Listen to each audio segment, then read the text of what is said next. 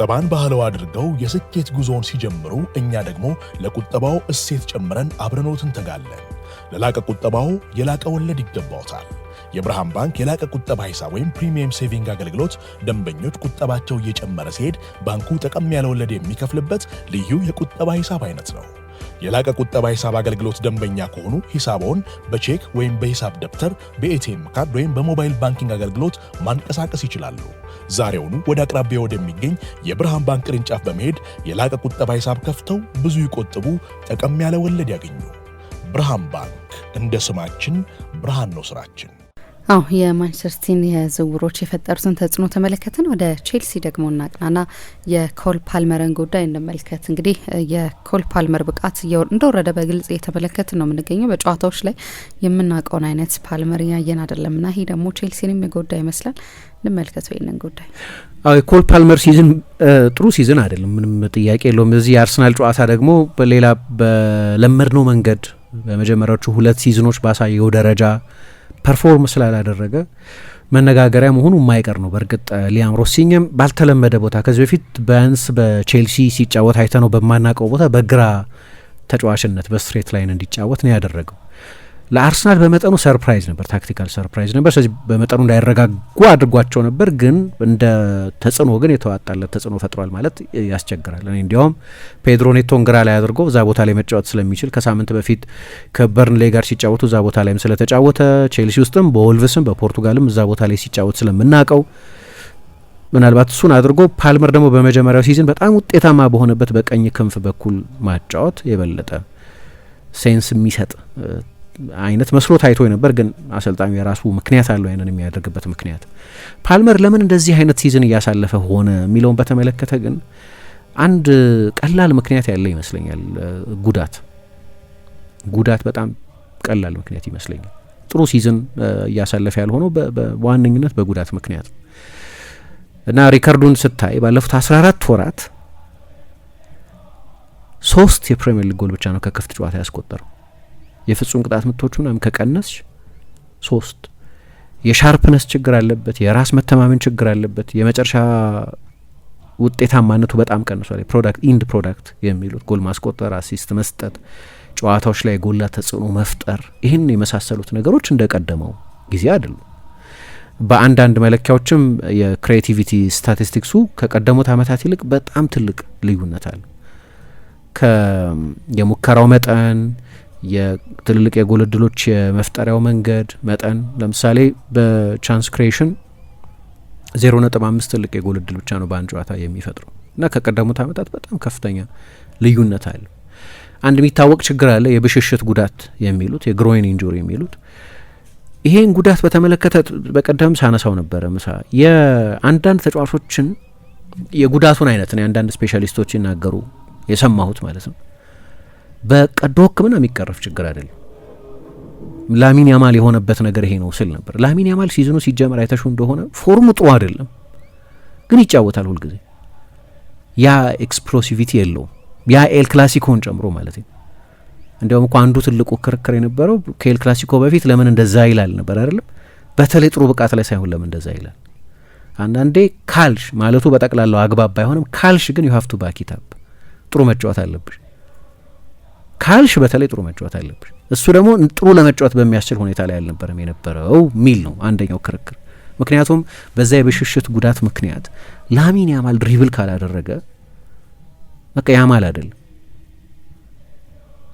አይደለም እና በኤል ክላሲኮ ጨዋታ ላይ ነው ቪኒሽስ በቃ ወደ ኋላ ነው አይደለም 5 ሜትር ብቻ ወደፊት አትሄድም ይለዋል እየሄደ አንን ማድረግ አይችልም ነበር አክቹሊ በዛ ጉዳት ምክንያት። ከዛ አንድ ቤልጂየማዊ ዶክተር አነጋገረና ሰርጀሪ ጥሩ መፍትሄ አይደለም፣ ሰርጀሪ አይቀርፈውም ይህን ችግር። እሺ እረፍትም አይቀርፈው እና መጫወት ኮንሲስተንትሊ መጫወት ሳይሆን ላሚን ያማል እያረፈ አልነበረም። እንደዛም ሆኖ ፎርሙ ትክክል ሳይሆን ጥላው ብቻ እየታየ ወይ በሰርጀሪ የሚቀረፍ አልሆነም ወይ እንዲያርፍ አልሆነም ይጫወት ነበር። ግን ሲጫወት 60% ፐርፎርማንሱን እያሳየ ነበር አይመስለኝም። ብዙ ከመጫወት በኋላ ግን ችግሩ ይቀረፋል አሉ። እንግዲህ አሁን ሜዲካሊ እንዴት ነው የሚብራራ አላውቅም፣ ግን ሲባል ሰምቻለሁ እንደዛ። የፓልመርም ተመሳሳይ ጉዳት ነው እንዲያውም እሱ ረጅም ጊዜ እንደ ላሚን ያማል እኮ አይደለም። ላሚን ያማል ጥቂት ሳምንታት ነበር ከሜዳ ፍጹም ርቆ የነበረው መጫወት ማይችልበት ሁኔታ ላይ የነበረው። ይሄኛው ግን ለወራት ነው ያልተጫወተው፣ ለበርካታ ወራት አልነበረም። 20 ጨዋታ መሰለኝ በዚህ ሲዝን ያደረገው። እንግዲህ ፕሪሚየር ሊግ ብቻውን ስንት ሳምንት ሄዷል? 28 ሳምንት ምናምን ሄዷል አይደል? 20 ጨዋታ ብቻ ነው በሁሉም ውድድር እስካሁን ድረስ ያደረገው። ምን አይነት ሲዝን እያሳለፈ እንደሆነ ይሄ ይነግርሻል። ከዛ ሲመለስም እኔ የሰውነት ቋንቋ አለ አይደለም፣ የአንድን ተጫዋች ሙድ ጌጅ ስታደረጊ ውስጡን እሱ ነው የሚያውቀው። ግን መገንዘብ ትችላለሽ አንድ ተጫዋች ደስተኛ ሲሆን ሳይሆን። ላሚን ያማል እንዲያውም በቀደም ጉዳቱ ብቻ አልነበረም ደስተኛ አልነበርኩ ማለት እንደ ሰው እንደ ኳስ ተጫዋች ኢንጆይ እያረኩት አልነበረ መጫወትን ሲል ነበር በቀደም። ምን ማለት እንደሆነ አላውቅም፣ የግል ህይወት የምን ግን አይ ዋዝ ናት ሃፒ ምናምን ሲል ነበር። ላሚን ያማል በሊያም ሮሲኛ የመጀመሪያ የፕሪሚየር ሊግ ጨዋታ ከብሬንፎርድ ጋር ነበር የተጫወተው እና ጎል አስቆጠረ። ደስታ አገላለጹን አይተሹ እንደሆነ የድሮውን አይነት የደስታ አገላለጽ አላሳየም። በጣም ቀዝቀዝ ያለ ሰብዱድ ሆኖ ነበር። ደስታውን በሚገባም አልገለጸም። እንዲያውም ስለዚህ ጉዳይ ተጠይቆ ደስተኛ ነው ወይ ይሄ ልጅ? አንዳንዶቹ እንዲያውም ሆም ሲክነስ ነው፣ ማንቸስተር ናፍቆታል፣ የለንደን አይነት ልጅ አይደለም። ለዛ ነው በዛ ሰሞን የማንቸስተር ዩናይትድ ደጋፊ ሆኖ ስለሆነ ያደገው የማንቸስተር ሲቲ ተጫዋች የነበረ ቢሆንም ማንቸስተር ዩናይትድ ተጫዋቹን ሊያስፈርም ይችላል የሚል ወሬ መስማት ጀምረን የነበረው የሆነ ሰሞን። ስለዚህ ሆም ሲክነስም ነው። ሰዎች ለምንድን ነው ግን ደስተኛ ያልሆነው የሚለውን ጉዳይ በተመለከተ ሳይቀር ትንታኔ የሚሰጡበት የሆነ ወቅት ነበር። ሊያም ሮሲኝ ወጣና እኔ ብዙ ጊዜ ተነጋግሬ ያለሁ ከሱ ጋር በጣም ደስተኛ ነው። እዚህ የቼልሲ የረጅም ጊዜ እቅድ ዋና ሰው ነው እና እኔ ከኔ ጋር በነበረው ውይይት ማቀው ነገር እዚህ በጣም ደስተኛ እንደሆነ ነው። በዛ የብሬንፎርድ ጨዋታ ላይ ደስተኛ ያልሆነበት ምክንያት ፐርፎርማንሱ ነው እና ስቃይ ላይ ነበረ። ሂ ዋዝ ኢን ፔን አለ። በዛ ምክንያት በጉዳቱ ምክንያት እንዳልኩት የዚህ አይነት ጉዳት በመጫወት ድግግም ብቻ ነው ተጫዋቾች ወደ ፎርም የሚመለሱት እና ከጉዳት ጋር እየተጫወተ ነው። መጫወቱ ግድ ነው ከፔን ጋር። በዛ ምክንያት ፐርፎርም እያደረገ አይደለም። ፐርፎርም እያደረገ ባለመሆኑ ምክንያት ነው የተበሳጨው፣ ደስተኛ ያልሆነው በዛ ምክንያት ነው የሚል አስተያየት ሰጠ። እኔ ክህሎቱን በጭራሽ አልጠራጠርም። ይሄ ልጅ የመጨረሻ የባሎንዶር ሽልማት በተሰጠበት ጊዜ 8ኛ ነበር በባሎንዶር። እንግሊዞቹ ያጋነኑት ሊሆን ይችላል። ከእንግሊዝ አንድ ጋዜጠኛ ነው ለባሎንዶር ሽልማት የሚሰጠው። በቃ አንድ ድምጽ ነው ያላቸው። ሌላውም ሰው ይስማማበታል ማለት ነው። የኮል ፓልመርን በጣም አስደናቂ ተጫዋችነት አሁን ጥሩ ፎርም ላይ አይደለም፣ አንድ ማብራሪያ ነው። ጥሩ እየተጫወተ አይደለም፣ ምናልባት ቤንች የሚውል ልትይ ትችላለች። ጥሩ ተጫዋች አይደለም ማለት ግን አትችልም። ኤክሰፕሽናል ተጫዋች ነው። እንዲያውም በእኔ አስተያየት በነዛ 2 ሲዝኖች በተለይ በመጀመሪያው ሲዝን በሁለቱም ሲዝኖች በጣም ልዩ የትልቅ ጨዋታ ተጫዋች ነበር። የአውሮፓ ዋንጫ ፋይናል ተጫዋች ነው። በአውሮፓ ዋንጫ ፋይናል ጎል የሚያስቆጥር የዓለም የክለቦቹ ዋንጫ ተጫዋች ነው። ፔጄ ላይ 2 ጎል የሚያስቆጥር የኮንፈረንስ ሊግ ፋይናል ተጫዋች ነው። ፋይናሎች ናቸው እነዚህ ሁሉ። የጨዋታው መጠን ከፍ ባለ ቁጥር ከፍ ያለ ብቃት የሚያሳይ አይነት ልጅ ተጫዋች። አሁን ጥሩ አይደለም፣ ልክ ነው፣ አግባብ አይናችንም ይነግረናል፣ ቁጥሮቹም ይነግሩናል። ጥሩ ሲዝን አይደለም በጠቅላላው፣ ሰሞኑንም ጥሩ እየተጫወተ አይደለም። ግን አንድ እንግሊዛዊ ጋዜጠኛ ነው ለባሎንዶር ድምጽ የሰጠው 8ኛ ሆኖ ሲመረጥ። ግን እነዛ ሁሉ ሰዎች የሰጡት ድምጽ ተደምሮ ነው አይደለም። የዓለም 8ኛው ቤስት ፐርፎርሚንግ ተጫዋች ነበር በዛ ጊዜ እና ፋይናሎች ላይ ቅድም እንዳልኩት ጎል ያስቆጥራል። ፋይናሎች ላይ ጎል ያስቆጥራል ስል እንደው ለምሳሌ ሲቲ ሱፐር ካፕ አሸነፈ አይደለም፣ እሱ ከመልቀቁ በፊት የመጨረሻ ጨዋታ ሱፐር ካፕ ነው ከሴቪያ ጋር። ሱፐር ካፑም ላይ ጎል ያስቆጠረው እሱ ነው። ከዛ ጥቂት ቀናት በፊት ኮሚኒቲ ሺልድ ላይ ከአርሰናል ጋር ተጫውተው ነበር። አርሰናል ነው ያሸነፈው በመለያ ምት፣ ግን እዛም ጨዋታ ላይ ጎል አስቆጥሮ ነበር። ጨዋታው መጠን ከፍ ሲል እኔ የሊግ ጨዋታዎችን ሳልጨምር ማለት ነው፣ በሊግ ጨዋታ ብዙ ትልልቅ ጨዋታዎች ላይ ፐርፎርም አድርጓል። በጣም ትልቅ ፐርሶናሊቲ ተጫዋች ነው።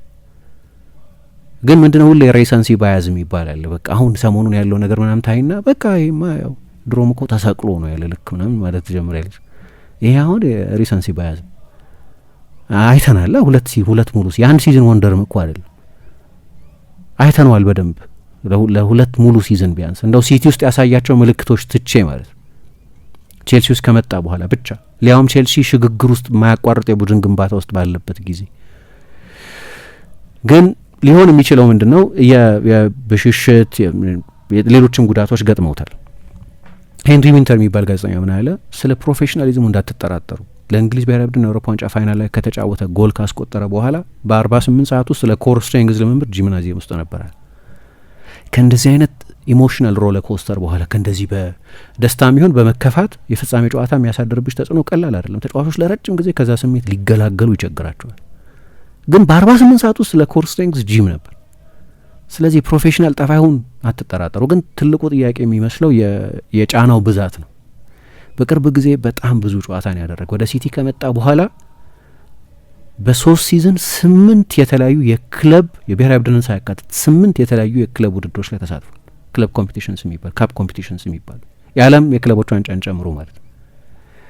የዓለም የክለቦች ዋንጫ ዴምቤሌን ምን እንዳደረገው ተመልከች። 13 ጌም ነው የጀመረው። የወቅቱ የባሎንዶር አሸናፊ ነው። ወጥ ሲዝን አይደለም ጭራሽ እያሳለፈ ያለው። ለፔዥም ለቼልሲ መጥፎ ነው እንደ ቡድን እኮ፣ ለሪያል ማድሪድም ለሌሎችም እዛ ውድድር ላይ በተለይ ብዙ ለሄዱት።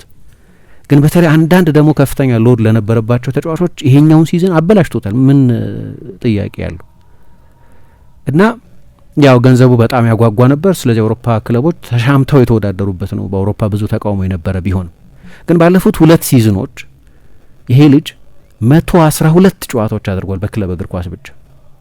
112 ጨዋታ ማለት በየአመቱ ኦልሞስት ወደ 60 የተጠጋ የብሔራዊ ቡድን ጨዋታ ሳይጨምር ማለት ነው። ብዙ ነው እየተጫወተ ያለው። ምንም ካለ መጫወት ብዙ ወደ መጫወት ነው የመጣው።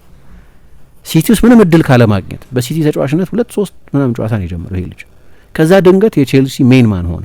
ሁሉንም ጨዋታ የሚያደርግ ተጫዋች ሆነ ያለ ረፍት። ሊያውም የኮንፈረንስ ሊግ ያለፈው የውድድር ዘመን የመጀመሪያ አጋማሽ ላይ እንዳይሳተፍ ተደርጎ እኮ ነው እንጂ ከዚህም በላይ ሊጨምር ይችል ነበር። ከዛ ደግሞ ባለፉት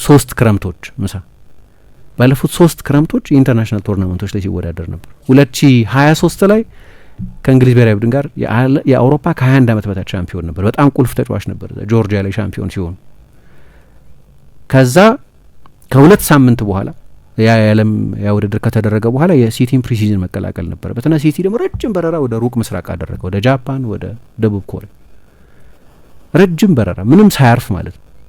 ከዛ ወዲያው ተመለሱና የሱፐር ካፕም የኮሚኒቲ ሺልድም ጨዋታ ሲያደርጉ እነዛ ጨዋታዎች ላይ ተሳተፈ ብቻ ሳይሆን ከበርንሌ ጋር በተርፍ ሙር በተደረገው ጨዋታ ተጫወተ። ከዛ በኋላ ነው ወደ ቼልሲ የሄደው እና በዛ ሲዝን 57 ኮምፒቲቲቭ ጨዋታዎች አድርጓል። የፕሪሲዝን ጨዋታ ሳላካተተ የፉክክር ጨዋታዎች 57 ጨዋታ በአንድ አመት ለክለብ ብቻ። ከዛ ሲዝኑ ሲያልቅ ጁላይ 14 ነው ያለቀው። ከእንግሊዝ ብሔራዊ ቡድን ጋር የአውሮፓ ዋንጫ ተጫወተ። 2ኛ ተከታታይ ክረምት በኢንተርናሽናል ቶርናመንት የተሳተፈበት እና በዛ አመት በጣም አስደናቂ ነበር። ፋይናሉ ላይ ጎል አስቆጠረ። በውድድር ዘመኑ መጨረሻ የፔፌ አመቱ ወጣት ኮከብ ተጫዋች ተብሎ ተመረጠ። በአንድ አመት ስንት ቀን ያለው 365 አይደል? ከ365 ቀናት ውስጥ 343 ቀናት ላይ ፉክክር ውስጥ ነበር ሲዝኑን በሙሉ ማለት ነው። ፕሪሲዝን ከጨመርሽ ደግሞ 7 ቀን ብቻ ነው ረፍት የወሰደው። 358 ቀን የኮምፒቲቲቭ ኢንቫይሮንመንት ውስጥ ነው የነበረው። ምንም ካለመጫወት እንደዚህ ኢንቴንስ ወደ ሆነ ነገር ነው የመጣው። ከዛ ቼልሲ የሚቀጥለው የአውሮፓ ዋንጫ ከተደረገ በኋላ ቀጥሎ ባለው ሲዝን ለፕሪሲዝን ወደ አሜሪካ ሲሄዱ አሳረፉት። ግን ከኢንተር ሚላን ጋር ኦገስት 11 ተጫወተ። በዛ ሲዝን ከ38 የፕሪሚየር ሊግ ጨዋታዎች 36ቱን ጀመረ። የዓለም የክለቦች ዋንጫ መጣ አይደለም። ቼልሲ በዓለም የክለቦች ዋንጫ እስከ ፍጻሜው ድረስ 570 ደቂቃ ነው የተጫወተው። 556 ደቂቃ ላይ ተጫውቷል። በዛ ሙቀት፣ በዛ ወበቅ ምናምን እና በጣም ኃይለኛ ኤክስትሪም ሂት በነበረበት ያለፈው የውድድር ዘመን ደግሞ ከ365 ቀን 329 ቀን አክቲቭ ነበር ተጫዋቹ ምንም እረፍት ሳይወስድ ማለት ነው። ፕሪሲዝን ከጨመርሽ 336 ቀን እና ይሄ ኃይለኛ ፋቲግ አምጥቷል፣ በርናውት አምጥቷል። ምንም ካለ መጫወት ነው ደግሞ ወደዚህ የመጣው እና የአርሰናል ጨዋታ ላይ ሲሰለፍ 20ኛ ጨዋታውን ያደረገው እና እንዲህ ሲሆን አሁን የላሚን ያማልን ብዙ ጊዜ እናነሳለን። የላሚን ያማልን በጣም አስፈሪ ነው የሚጫወትበት ዶዝ በጣም ብዙ ጨዋታ ነው በለጋ እድሜው እያደረገ ያለው እና ምንም ካለ መጫወት ብዙ ወደ መጫወት ነው እየመጣ ያለው። አይተሽ እንደሆነ አንዳንድ ጨዋታዎች ላይ የቀየሩ ለማስወጣት ይሞክሩ ነበር ፊዚዮዎቹ ምናምን። እንደው ከማሬስካ ጋር የማሬስካ ውሳኔ ሁሉ አይደለም፣ የቼልሲ ሰዎች ዶዙን ለመቀነስ በጣም እየሞከሩ ነው። ግን ያ ጉዳት አለ፣ 2-3 የተለያዩ አይነት ጉዳቶች አሉበት። ይሄ አይነት ከፍተኛ የጨዋታ ሎድ ተሸክሞ የቆየ ተጫዋች ነው እና እንግዲህ ሌላ ሳይኮሎጂካል የሆኑት ነገሮች ምናምን አናቅም። ኮንፊደንስ ችግር አለበት እንደሚታየው፣ እንደ ድሮ አይነት ኮንፊደንት ተጫዋች አይደለም የማየው እኔ። ይሄ ጥሩ የሚያብራራው ይመስለኛል ያለበትን ሁኔታ። ቁጠባን ባህለው አድርገው የስኬት ጉዞውን ሲጀምሩ እኛ ደግሞ ለቁጠባው እሴት ጨምረን አብረኖት እንተጋለን። ለላቀ ቁጠባው የላቀ ወለድ ይገባዎታል። የብርሃን ባንክ የላቀ ቁጠባ ሂሳብ ወይም ፕሪሚየም ሴቪንግ አገልግሎት ደንበኞች ቁጠባቸው እየጨመረ ሲሄድ ባንኩ ጠቀም ያለ ወለድ የሚከፍልበት ልዩ የቁጠባ ሂሳብ አይነት ነው። የላቀ ቁጠባ ሂሳብ አገልግሎት ደንበኛ ከሆኑ ሂሳቦን በቼክ ወይም በሂሳብ ደብተር፣ በኤቲኤም ካርድ ወይም በሞባይል ባንኪንግ አገልግሎት ማንቀሳቀስ ይችላሉ። ዛሬውኑ ወደ አቅራቢያ ወደሚገኝ የብርሃን ባንክ ቅርንጫፍ በመሄድ የላቀ ቁጠባ ሂሳብ ከፍተው ብዙ ይቆጥቡ፣ ጠቀም ያለ ወለድ ያገኙ። ብርሃን ባንክ፣ እንደ ስማችን ብርሃን ነው ስራችን።